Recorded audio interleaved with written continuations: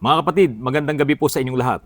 Alam niyo po, nakakapanghina din po pala ng loob kapag makakabasa tayo ng mga negatibo sa aking mga vlogs. Napakahirap pong gumawa ng isang content at halos karamihan naman po ng mga content ko sa mga vlogs ko ay karamihan po ay mga tutorials at ipinakikita ko po lahat yung mga diskarte at kung paano ginagawa yung mga sira. Napakahirap nga pong i-explain. Sa dami po ng mga gumagawa rin ng mga vlogs na katulad ko, ako na nga po yung madalas sinasabihan na ang dami ko raw pong satsat, ang dami ko raw pong dada. Kasi nga po, hinihimay-himay ko at kung paano maipapaliwanag yung mga sinasabi ko sa aking mga vlogs, lalong-lalo na yung mga sira. Pero meron pa rin talagang mga ilan na nagko-komento po sa aking mga vlogs na masasama po talaga yung kanilang mga komento. Meron nga mga text message pa na talagang puro mura na ang isinesend po sa akin. Pero hindi ko na po ipapakita sa inyo yon. At nasa cybercrime na po yung problema na yon. Dinala na po natin doon yung number nung nagme-message po sa akin. Ngayon, ito pong mga nagko-komento po na ito na mga negatibo sa aking mga vlogs. Ito po yung gusto nilang makakuha kagad ng eksaktong detalye kung paano ko nagawa. Yung shortcut ba? Gusto nila shortcuts kagad. Ayaw na nilang pag-aralan, ayaw na nilang malaman kung paano ko yun inayos, kung paano ko ginamit yung scanner. Kasi nga siguro hindi makabasa ng English, kaya ang gusto na lang nila kung paano ko ginawa, yun na lang ang malalaman nila. Ito yung mga uri ng mekaniko na ayaw talagang mag-aral. Yung wala man lang kahit konting basic or mga theories na masosolve nila yung problema sa pamamagitan lang nung nagtatanong sila sa mga taong kaibigan nila na mga mekaniko o kaya manonood sa YouTube at kapag hindi naman nila na-tsambahan, magagalit na lang sila doon sa vlogger na pinanood nila. Katulad nga po nung aking mga vlogs. Katulad na lamang po nitong si Makalalad. Ito po, babasahin ko po sa inyo itong komento ni Makalalad. Ano ba yon? Hindi malaman kung anong ginawa. Tawa siya, ha ha ha. Hindi na naintindihan eh. Anong naging sira ng ban? Diyos ko po, layo sa katotohanan, boss.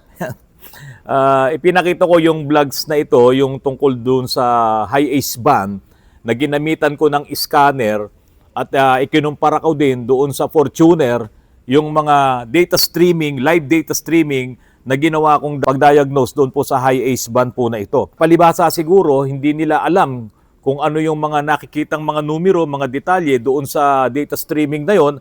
Kaya ang sinasabi niya, hindi malaman kung anong ginawa.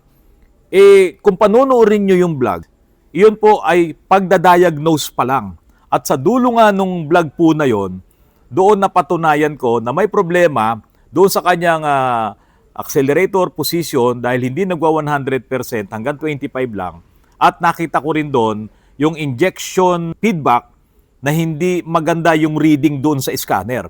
Kaya nga sinabi ko rin doon sa vlog na marami pa tayong aayusin doon sa high ace ban na yon. Kaya lang dahil sa naikumpara ko nga doon sa Fortuner na maayos yung high ace ban na yon, nagkaroon na ngayon ng idea yung may-ari na meron talagang malaking problema yung kanyang high ace ban. Ngayon, itong si Makalalad, ang gusto niya malaman kagad kung ano ang sira doon. Ito yung mga tsambero, yung mga tsamba-tsamba lang.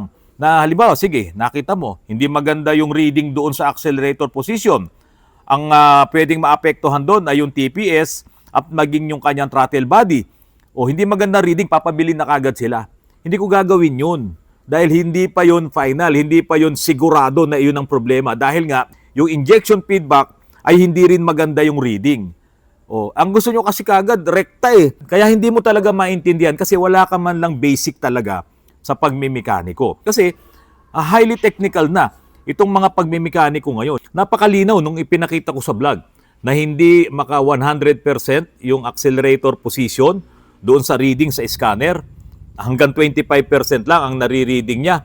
Meaning, hindi rin makapagbibigay ng signal sa ECU na kailangan niyang makapagbigay ng 100% pag inaapakan mo yung accelerator at kapag hindi nakapagbigay ng signal yon, hindi rin mag-uutos ngayon yung ECU na magbigay ka rin ng maraming fuel. Siyempre, kapag idiniin mo yung accelerator pedal, dapat makita mo yung data na yon na 100% na makikita mo doon sa scanner, kaso hanggang 25% lang.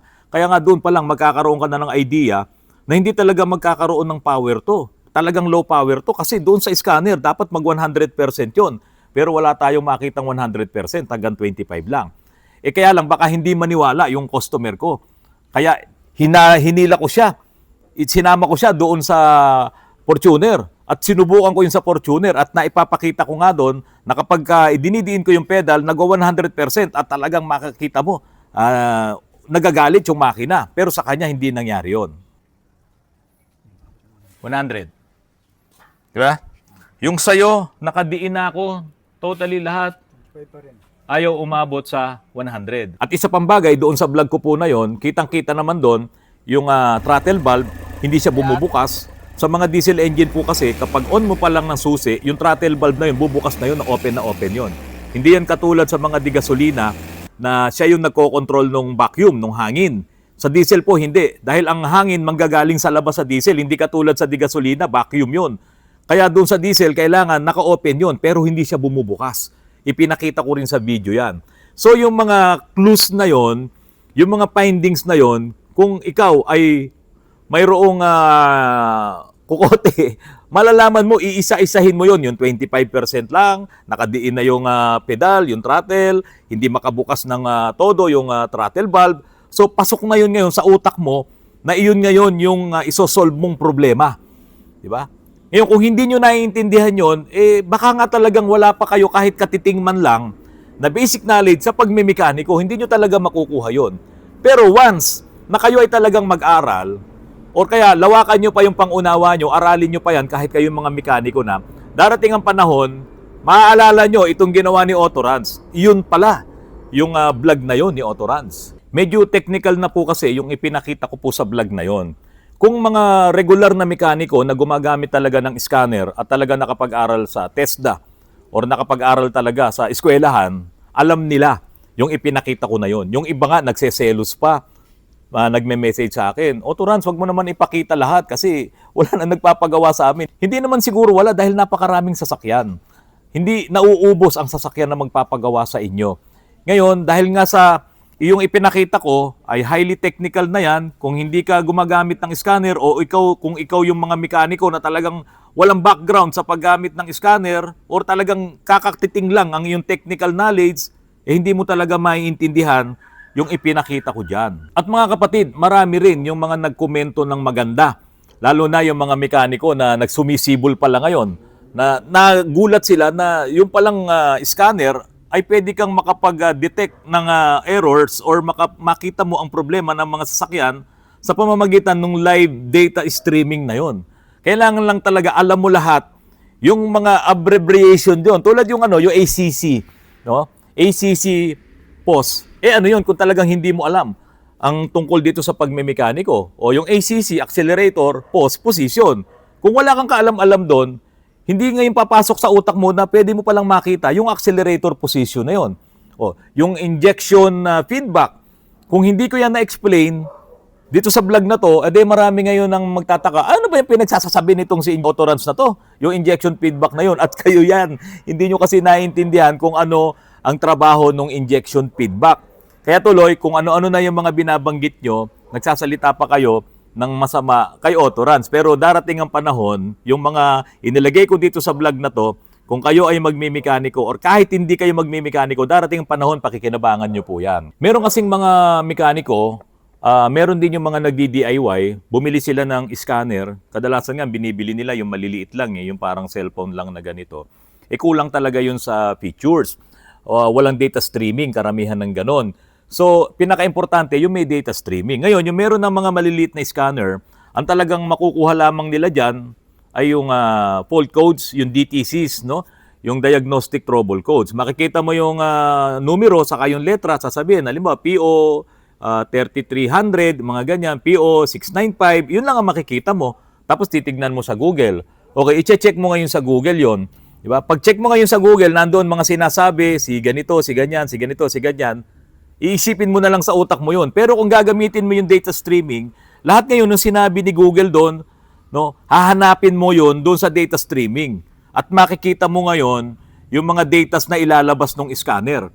Ngayon, malalaman mo rin kay Google sa kay AI, ano ba yung normal na data, ano ba yung normal na average, normal na percentage nung mga i-chinek mo sa data streaming. Kaya nga po sinimulan ko nang ipakita yan . Bihira nga po yung gumagawa na mekaniko niyan. Ako po sinisimulan ko na para maraming makaunawa, lalong-lalo na yung mga batang mekaniko. Advance na po ito para pakinabangan nyo. Pero kung hindi ka rin lang talaga maalam kahit basic man lamang sa makina, ay matutulad ka rin dito sa isang ito na ikinumpara pa sa paghiwa ng sibuyas ang pagmemekaniko. Ito po, babasahin ko po sa inyo. Para lang pong naglagay ng sibuyas, di pinakita kung paano hiniwa. Tulad ko po na walang kaalaman, nagets ko naman po yung video. O, nagets naman doon niya yung video at inamin din niyang wala siyang kaalaman. Kaya nga po, ito yung starting point na doon sa ipinakita ko na yon, kapag ikaw ngayon ay nagkaroon ng kaalaman, magagamit mo po ito. Pero wag mo sanang i-compare to sa para ka lang naghiwa ng sibuyas. Magagalit ang maraming mekaniko kung ikukumpara mo lang sa paghihiwa ng sibuyas, itong aming ginagawang pagmemekaniko. Alam niyo po, highly technical na to. Kailangan dito marunong ka ring bumasa ng English, marunong kang umintindi ng English. Kasi kung hindi mo kaya yon, hindi ka pwedeng maging magaling talagang mekaniko. Sa ngayon, itong mga modern engines. At doon po sa napanood nyo na sinabi nyong naintindihan nyo ang video, hindi sa 15 minutes lang na video or 9 minutes na video, makukuha mo talaga yung ipinakita ko. Ipinakita ko yung bagay na yon para doon sa mga hindi naman mekaniko, magkaroon sila ng idea na kapag ka ganun ang naging sitwasyon, nagkaroon sila ng low power, pwede nila ngayon sabihin yun doon sa mekanikong pupuntahan nila, oy, itong ginawa ni Autorance dyan, kung paano yan i-diagnose. Ngayon, kung mekaniko ka naman na nagsisimula pa lang, malalaman mo rin na yung ginawa ni Autorance na yun, ang kailangan mong gawin para makita mo doon sa data stream yung operation ng pedal at yung operation ng throttle at maging yung injection feedback. Tsaka hanggat maaari, huwag kayong laktaw-laktaw sa panonood. Mahaba na yung vlog na yun eh. Kung nilaktaw-laktaw mo pa yon, talagang hindi mo yon maiintindihan. Alam niyo mga kapatid, wag naman magagalit sa akin yung mga nauna nang kumuha ng mga vocational courses tulad po nitong pagmemekaniko. Nung araw kasi karburador, contact point, yan ang kadalasan sa makina. Tapos yung mga diesel nung araw, diesel engine, hindi katulad ngayon na electronics na lahat. Kaya nga ngayon, talaga napakataas na ng standard nitong pagmemekaniko. Hindi na to ordinaryo. Kaya nga, Don Bosco, yung mga magagaling na mga eskwelahan pagdating dito sa pagmemekaniko, hindi na siya ordinary. Hindi na pwede dito yung no read, no write. Napakataas na ng standard ngayon ng mga courses sa pagmemekaniko. Ngayon, kung paghihiwa lang naman din talaga ng sibuyas, ikukumpara mo yung pagmemekaniko, ay talagang wala kang maiintindihan sa mga vlogs po na ginagawa ko. Tapos, may sumagot pa dito. Ito, si Ballesteros. No, sabi ni Ballesteros, medyo mayabang ang dating nito, no, may arrive to. Sabi niya, MAF sensor, oil separator, filter lang ang problema. Teka, ano yung oil separator? Oil separator? Baka water separator, yung nilalagyan ng ating fuel filter. No? Water separator po yon. So sabi niya, ang problema niyan, basic at common problem, medyo malayo yung explanation niya sa main issue. Aba, alam niya kaya yung main issue na itong high ace na to, 2 taon na halos itong problema nung may-ari at ang dami na ring pinanggalingan ng mga shops nito. Nagpagawa siya ngayon sa maraming mga shops, hindi na siya bumalik sa amin. At ngayon, January, bumalik pa rin siya sa amin, same issue pa rin. Low power pa rin siya. Ngayon, itong kayabangan ni Ballesteros na ang problema lang daw ay sensor, map sensor, oil separator, filter lang. Ang problema niyan, basic na basic do para sa kanya. Nako, kung ikaw ang nakagawa dito, malamang iyak-iyak na ngayon itong may-ari na to. Kasi ang dami ng pinanggalingan ng shop nito eh. Yung sinasabi mong basic na yan, hindi nga umubra dito sa problema nitong high ace na to. Ngayon, nung bumalik na sa akin itong high ace na to, ito lang January, ito last week lang, bumalik siya sa akin, ginamitan ko na ito ng complete diagnostic procedures. Dahil nga sinabi niya, malaki-laki na rin ang nagastos niya. At simula nung ginawa ko yung complete procedures na yon na ipinakita ko sa vlog, na napanood ninyo, hanggang ngayon wala pa akong ipinabibiling pyesa dito. Kasi ayoko siyang magastusan. Pero ipinakita ko doon sa vlog na yon kung ano talaga yung problema. Kung ano yung mga hindi normal na nakita ko doon sa scanner at ipinaliwanag ko po yan sa vlog. Nagkataon nga lang, itong mga nagko-komento sa vlog na to, talagang walang basic knowledge to. Yung sinasabi niyang basic na kaalaman niya, puro yabang lang. Wala silang basic knowledge sa pagmemekaniko. Hindi nila alam kung paano gagamitin yung live streaming, kung paano mo hahanapin talaga yung problema. O di ba, doon nga sa video na yon, Inuna kong i-check yung throttle, inuna kong i-check sa scanner yung pedal, yung position, no, yung accelerator position, chinek ko rin yung opening ng throttle valve, i-chinek din natin yung kanyang injection feedback. Pero ito mga kapatid, wala siyang check engine doon. Nagpalit na rin yon ng bagong EGR, wala pa rin nangyari. Kaya nga ngayon, lalong bumigat ang problema. Kaya ginamit na natin yung tamang procedure. Ginamit natin yung eksakto, hindi tsamba-tsamba, katulad nitong si Ballesteros. Kaya ito si Ballesteros, malamang hindi po talaga ito nakagamit ng scanner. Kasi kung nakagamit siya ng scanner, doon sa pinakita kong vlog na yon, baka nga napa-thumbs up siya. Ngayon, yung sinasabi niyang basic na yan, si Ballesteros, mas magaling ka pa ba doon sa computer testing ng Central? Dahil itong 4 na injectors na to, kinabukasan, ipinadala ko kagad ito sa Central para i-check nila itong mga injectors na to. Dahil nga doon sa vlog na ipinakita ko, sabi ko parang hindi nag-work ng maayos yung 4 na injectors mo dahil 0 lang lahat ang reading doon sa kanyang injection feedback. So pinadala ko ngayon yan sa Central. At ito na yung resulta ng Central. Ano ang sabi ng Central? Testing done. All failed. Low delivery with test result. For revealed, exchange common rail injectors stage 2. Yan ang resulta na ibinigay ngayon ni Central. Yung sinasabi mong basic Ballesteros, kung ikaw ngayon ang gumawa nitong high ace na to, magpapapalit ka nung anong sabi mo? Map sensor. Magkano map sensor? MAF. Oil separator. Anong oil separator? Baka water separator. Yung pinaglalagyan ng fuel filter. Sige, filter, magpapalit ka. Lang ang problema niyan. Basic lang. Ade nagpapalit ka niyan. Hindi pa rin na okay. Ano na ngayon ang gagawin mo, Ballesteros? Hindi ako nagpapalit yan. Lumundag na ako dahil nakita ko doon sa scanner not working properly doon sa injection feedback. Hindi nagbabari yung kanyang mga datas doon. Puro 0 lang lahat. Doon pa lang alam mo na something is wrong doon sa aking na-read, doon sa aking scanner. Ngayon, at dahil dito, saka pa lang ako nagkaroon ng final conclusion na yung palang kanyang mga injectors hindi talaga nakabubuga ng malakas na diesel, lalong-lalo na doon sa maximum.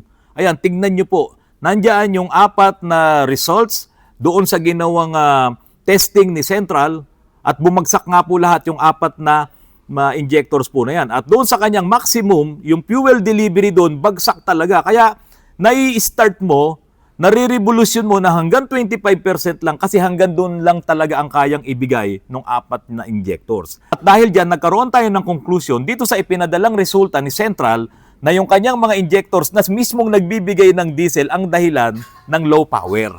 Ngayon, isa pang issue pa rin yung throttle. Kaya ibabalik ko ngayon yung throttle body na yan, ibabalik ko lahat yung mga injectors kapag yan ay na-revealed na or kung gustong bumili nung may-ari ng brand new, nasa sa kanya yon. At kapag nailagay na namin lahat yan, ite-testing ulit natin. At kapag doon ay okay na, okay na yung may-ari ng high ace, masayang-masaya na siya. Mabuti na lang hindi niya nakilala si Ballesteros na sobrang yabang, basic lang ang sinasabi niya. So dito wala pa akong ipinabibili doon sa may-ari. Nagpa-testing muna tayo kay Central at nakita nga na may problema. Kaya mga kapatid, yung mga lalong-lalo na yung mga bagong mekaniko, huwag kayong gagaya dito kila Ballesteros na sobrang yabang. Bini-basic lang yung mga sira ng mga sasakyan na yan. Kung dumami na yung gastos ng may-ari na to, tapos sa dulo, injectors pala din ang may problema. Lalong ang laki ng gastos, kamot ulo, itong may-ari ng high ace. Buti nga sana kung makakarating pa sila doon sa dulo, yung mga injectors. Kasi wala talaga silang knowledge kung paano nila malalaman na may problema yung injectors. Kasi umi-start naman, nakaka-revolusyon naman ng 25%. Hindi nga lang talaga nagagalit yung makina, hindi tumataas yung RPM. Kaya wag niyong gagayahin itong mga katulad nila Ballesteros na to, at yung mga naunang binasa ko na ang gusto kagad nila shortcuts. Hindi po pwede yun. Sa pagmemekaniko, hindi pwede dyan yung shortcuts na parang ang dating nung high school tayo or nung tayo nag-aaral pa, hindi ka mag-aaral ng leksyon mo, tapos ang aabangan mo na lang yung kaibigan mong binobola-bola mong classmate mo na makahingi ka ng sagot. Yun yung shortcuts. Hingi ka na lang ng sagot doon. Siyempre, kung tama yun, okay ka na. Wala kang pinag-aralan. Ganun rin, yung gusto nitong mga nag-comments na to, gusto nila shortcuts kagad. Ang linaw-linaw nung ginawa kong vlog ngayon, na ngayon ay may resulta na si Central na talagang depektibo na, wala talagang delivery sa maximum yung mga injectors. Kaya solve na.